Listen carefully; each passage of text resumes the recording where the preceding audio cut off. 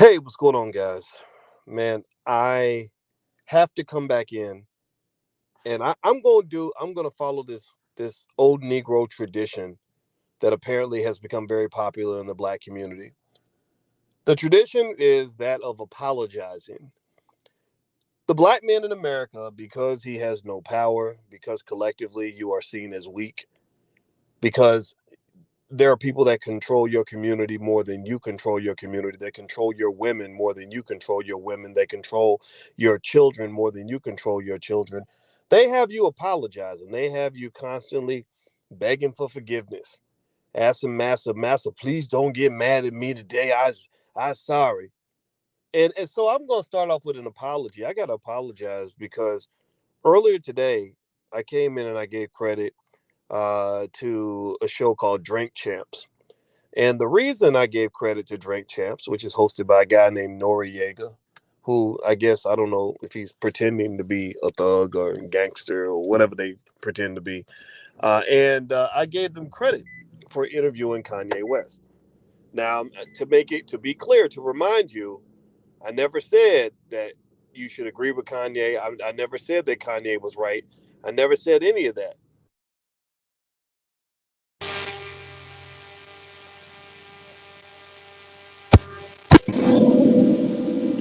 And and lo and behold, some of y'all hit me up and told me that after I gave them credit for airing Kanye's interview, that it was taken off the air. Now, what's crazy is even now, Marcia, is that how you pronounce her name? She's in the chat. She's saying that they put the interview back up. I hope that you're correct. I really hope that you're correct. And even if they did put the interview back up, which I didn't see it, I know that I was watching it, and a few of my friends had watched it, and they saw it literally be taken down while they were watching it. And also, even if it is put back up, that doesn't take away Nori's apology. Nori went on to the Breakfast Club and he apologized for doing the interview. He apologized not just for Kanye's words about the George Floyd incident, which that's fine. Maybe Kanye was wrong on that. Again, I told you not. You don't have to agree with Kanye. You could say he's wrong as two left feet, but he was also apologizing because Kanye has upset the community of people that actually control the black community more than the black community controls the black community. And so what I want you to really pay attention to is this. I need you to pay attention to what's happening here. What you're seeing here is you're seeing that the people you think are your leaders, your strongest men, your big bosses, your ballers, and all this other stuff, the guys that they put on the Forbes list as being the richest men and all this other crap, they ain't got no real power. They don't control nothing. They're puppets. They're puppets with somebody's hand up their ass, and the real power belongs to the puppet master. So what's fascinating is that everything Kanye's saying about certain people controlling hip hop is coming true right before your eyes. It's coming true in terms of showing you exactly what is happening around you. You don't control your community. There are people that will gladly put a black man out there to look like a clown. Like Noriega actually confessed to some of this. He said on the Breakfast Club today during his apology. You know, I'm not. I don't know about y'all, but give me a yes or no if you're tired of seeing black men always apologize. Like seriously, I mean, you can mess up, we can make mistakes like everybody, but I don't know about y'all, but I'm tired of seeing brothers apologizing. It gets on my nerves. It drives me insane. I'm just sick of it, man. I hate it. It looks weak. It looks pathetic. It doesn't mean that you can't apologize periodically when you are wrong. But I'm trying to figure out how come rappers ain't apologizing for the fact that you mass promoted black genocide for the last 25 and 30 years. Apologize for that shit first. How come you can't apologize for the fact that you disrespect your women so badly that people think that you are a complete loser because you don't even love the women who gave birth to your raggedy ass? Apologize for that. Apologize for the fact that you promoted a culture that is incredibly ignorant and anti-intellectual to the point where black children are embarrassed to go to school and learn how to read and write and do math because their friends who want to be rappers make fun of them because black men can't get on white man's TV unless he pretends to be a goddamn idiot. Apologize for that. Apologize for the fact that you're promoting alcoholism and drug addiction to young kids so they can die young just like you. Why do you think all these rappers are dying every single week? Why do you think you got all these OG rappers dying at the age of 40 from old man diseases because your raggedy ass been drinking like a champ, drinking like a champ? We the drink champs. I'm gonna be the drink champ. I'm gonna be the smoke champ. I'm gonna be the dope champ. I'm gonna get high every day. And next thing you know, you're 45 years old, sitting up in the hospital looking like an 80-year-old because you don't breathe life into your community. You're breathing a culture of death. You're breathing a culture of death, drink champ, that nobody else is putting in their culture. The Jewish community ain't out promoting this idea that their kids should grow up and want to become drink champs. It's just that concept that you should sit and get drunk and high, as high and drunk as possible, to the point where you slurring over your words and don't halfway know what the hell's going on, makes you look like a fool. Malcolm X said it. Malcolm X said the white man will sell you the liquor bottle and then lock you up for being drunk. If you are a black man and you don't understand that in this world you are at war from the time you're born, they wanted to kill you in the womb. And then they want to kill your mind with the horrible educational system, the school to prison pipeline. Then they want to kill you in the streets with the police. Then they want to put you in prison and have you suffer inhumane amounts of torture. And then they train you to get out of prison and brag about it like it's a badge of honor, like you glad you went to prison, like you ain't a real nigga, you ain't go to prison. And then they want you to be a drink champ, so you'll drink yourself into an early grave. I'm not shaming nobody who drinks. I'm not shaming nobody who drinks. What I'm saying to you is that there's a reason why there are laws against promoting things that are unhealthy for people. You can't even promote cigarettes on TV, but yet you can promote the murder of black children on television like it ain't a thing.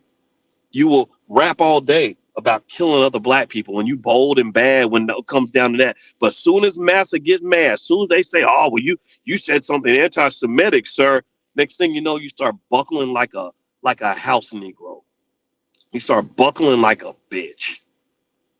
I'm tired of it. I'm just tired of it. I'm tired of it. I'm just tired of all the apologizing. These same people who are forcing you to apologize for talking to another black man. I mean, you 40-something years old, man. You 40-something. By the time you're 40, I assume by the age of 40, we've all grown a set of balls. By age 40, you should have your testicles firmly grown. I got to go check an anatomy and physiology book, but I assume that by 40 years old, your balls should be attached to your body. Well, if that's the case, then how come you can't just say, you know what? I said what I said and I stand on it, and that's it.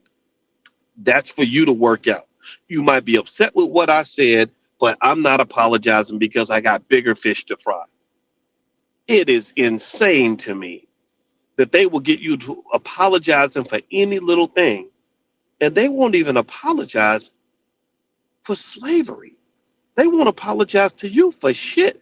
You go ask them. Go ask what do y'all think? Give me a yes or no. Do you think that the record labels, which are owned by people who shall remain nameless, do you think that if we went to them and said you need to apologize for putting billions of dollars behind the mass promotion of mass genocide of black people to the point where rappers are dying every single week and our kids can't even walk through the hood safely? Do you think that they're going to apologize for that? What do y'all think? You think if I go to Leor Cohen or one of these other guys, do you think they're going to apologize for that? Or do you think they're going to say, hell no? They're going to say no.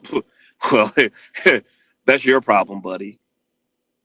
So to me, this whole scenario, and again, I got to keep saying this so that we don't get it twisted.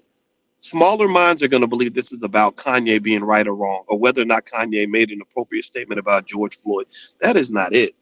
That is not the conversation we're having here. We're not having a conversation in which we're trying to somehow judge the merits of Kanye West's assertions about various political issues. That is not the point. The point is that you walk around here like you're so bad, like you're so thugged out, you so tough. but you're only tough when it comes to killing your own people.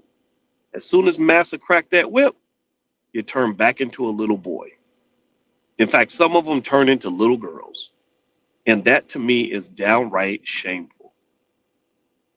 Do me a favor, hit the thumbs up button. Thumbs up, thumbs up, thumbs up, share, subscribe. I want to mention one more thing to y'all. I took a poll. I took a poll amongst intelligent black people. Thousands of you responded to the poll. And I just asked you, what do you think about Drink Champs taking this interview down with Kanye West?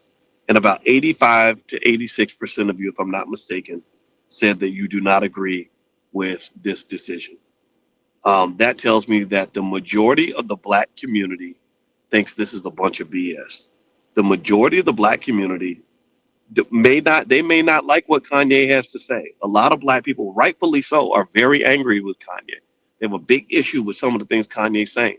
And I agree. I have very good friends who are very upset about what Kanye had to say. And I respect their opinions. I hear them. I get it. Kanye's way off base. Yeah, Kanye probably needs some meds. Yeah, probably does. But then that's fine. But what I really need you to understand is that I need y'all to not engage in the same predictable behavior that happens in every election cycle. In every election cycle, when they're trying to get your votes, here's what they do. Pay attention. Are you listening? Are you listening? Give me a yes. Please give me a yes and let me know if you're listening. Give me a yes, please. I need y'all to hear this. Please tell me you're listening to me. Here's what they do in every election cycle. Their goal is to create a black civil war. Their goal is to divide and conquer.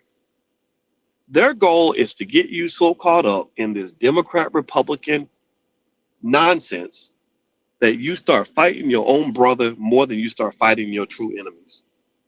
They start getting you so caught up in fighting your cousin because he voted for Trump or fighting your sister because she voted for Biden that you forget that your sister was there for you back when Joe Biden didn't give a damn about your raggedy black ass. That your uncle, that you so mad at because he has the audacity to say that he doesn't want to be a Democrat. That uncle was the one who changed your diapers when you were a baby. Those are the people who were down for you when nobody else was. So what I encourage everybody to do is to understand the difference between primary conversations and secondary conversations. I need you to understand something, that this is a core element of the B1 philosophy. Are you listening? Are you hearing me? The core element of this B1 philosophy is that we got to understand the difference between top level conversations and bottom level conversations, primary issues and secondary issues, or as Dr. Claude Anderson says, vertical issues versus horizontal issues. You must understand the difference. Small-minded Negroes ain't gonna get it. They're gonna be out in the streets fighting like cats and dogs over political parties, and they never gave a damn about none of y'all. You can't show me a community anywhere run by Republicans that is majority black that is doing better because they're Republican. You can't show me a community anywhere that is run by the Democrats that's majority black that's doing better because they voted for the Democrats. You can't show me that. You can't show me that. So here's what I need you to understand. Here's what I need you to do. I need you to focus on the fact that during this election, you can vote for whoever you want. You can vote for Democrats if you want. You can vote for Republicans if you want. You can not vote if you want. You can vote independent if you want.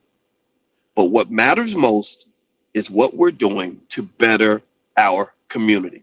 What does that mean? That means, are you educating your kids so that this school system does not wreck their brain? These Democrat-run school systems are destroying your kids. The evidence is out there. I don't have to prove it. Are you learning how to build wealth for your family? Are you making plans for your family? Did your ass go down and get an insurance policy so your kids are not begging to pay for your funeral expenses because you were so busy getting money and flashing it on Instagram that you forgot to pay $20 a month to have some damn life insurance? Are you loving your kids and loving the black women and men in your community? Are you standing by black men? Are you standing by black women? Are we working on rebuilding our families and doing the healing necessary so that we can go into this world and function appropriately and compete appropriately without constantly being left behind? Are you doing the work? Are you walking away from the Popeye's chicken and all the other fried foods, processed foods, all the other garbage that these corporations funded by Democrats and Republicans are going into your communities and mass promoting to you so that you end up sick, half dead with diabetes, heart disease, and cancer in the damn hospital? Are you doing these things? Are you doing the little things that's going to make your life better and the lives of the people around you better? That's what matters. That's B1 to me. Democrat being ain't nothing about being black says that you got to be a Democrat to be black.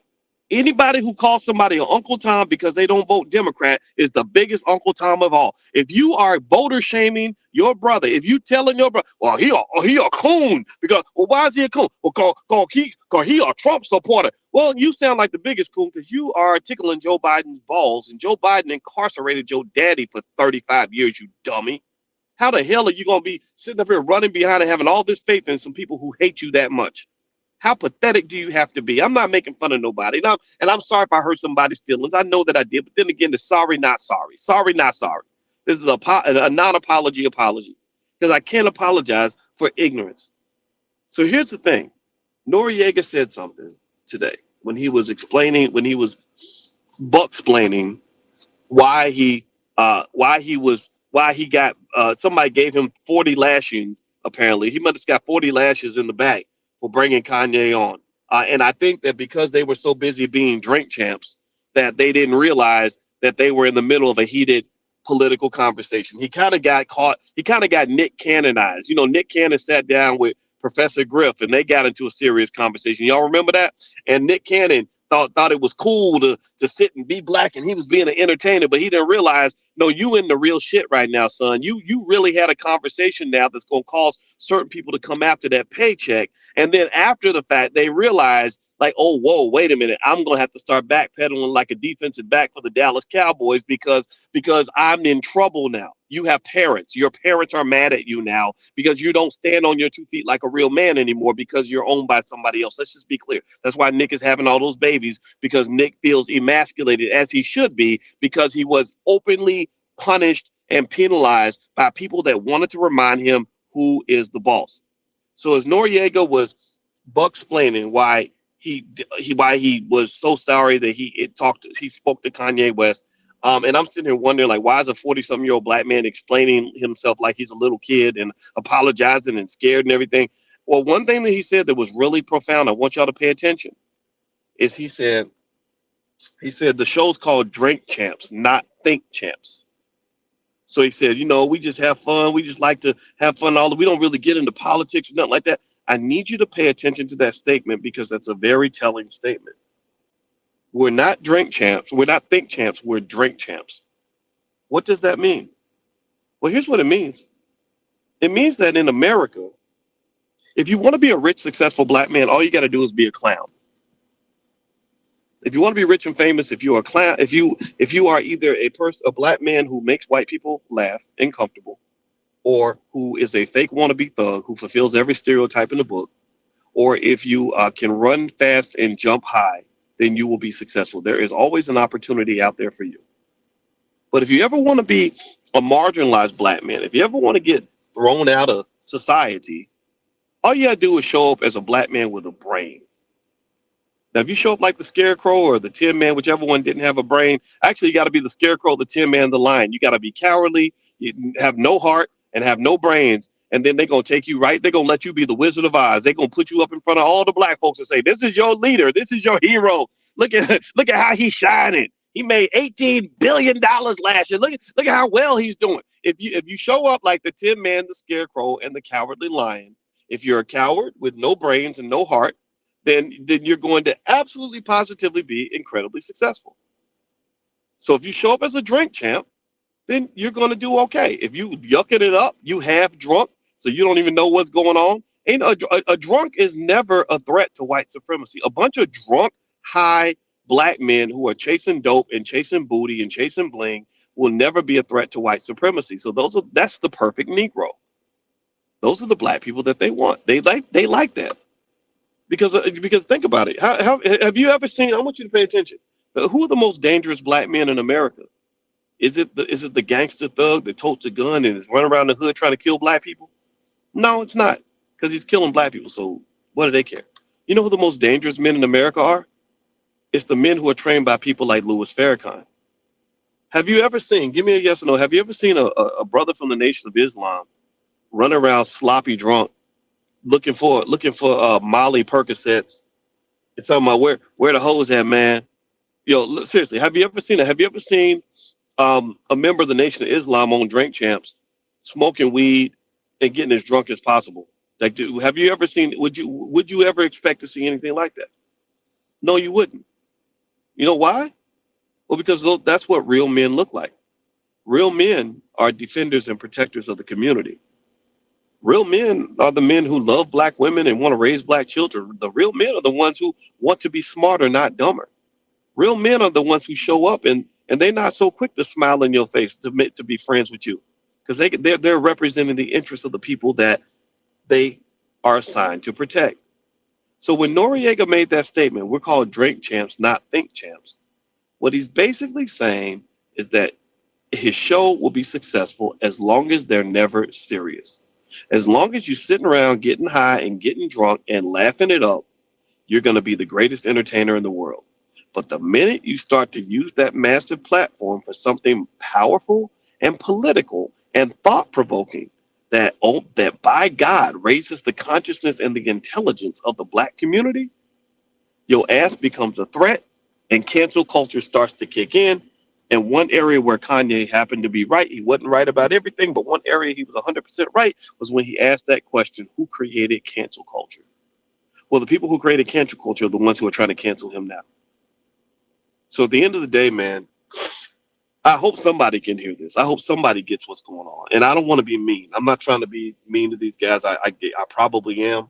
But at the same time, I need y'all to understand what's really going on. And because if you really understand how this world works, you'll understand exactly why they have all the keys to power. And all y'all got is a bunch of clowns on big platforms. Half these guys on big platforms ain't trying to take on no serious issues. Half of them ain't even trying to take care of their damn kids. So why in the hell would you ever put these people in front of the community as leadership? They lead nothing. All they do is follow, and they follow the people who are in the back telling them what to do. That's just what it is. I'm glad this incident took place. I'm getting out of here, guys. Hit the thumbs up button. Thumbs up, thumbs up, thumbs up. Share, subscribe. Don't forget the All Black National Convention's coming up October 28th through the 30th. We're going to meet in Charlotte. We are serious, and we bring together intelligent black people from around the world who are focused and committed to solving problems, learning from each other, and connecting with each other. And so if you'd like to learn more about the convention, just visit allblacknationalconvention.com. The URL's on the screen, allblacknationalconvention.com. We also have virtual passes if you'd like to join us virtually. So feel free to come to the convention. We will be addressing lots of issues. We have rappers coming who are serious rappers who will address what's going on with hip hop. We have scientists. We have doctors, lawyers, all kinds of people from all different backgrounds. So I'd love to have you guys there. And it's completely independent.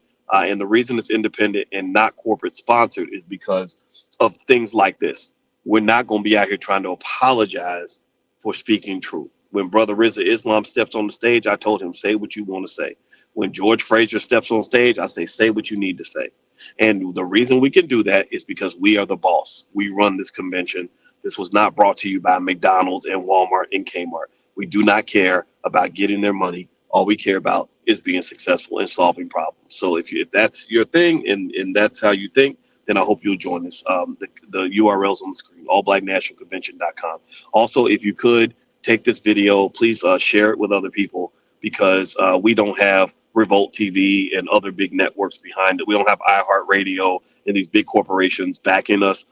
We don't have any of that. So all we have is you. So you're our distribution channel. So if you could take this link and share it with others that need to hear these conversations or be a part of these discussions, we would appreciate that very much as well. So God bless you. Have a good night. I'm going to go spend time with my wife. I'll see you guys later. Take care now. Peace.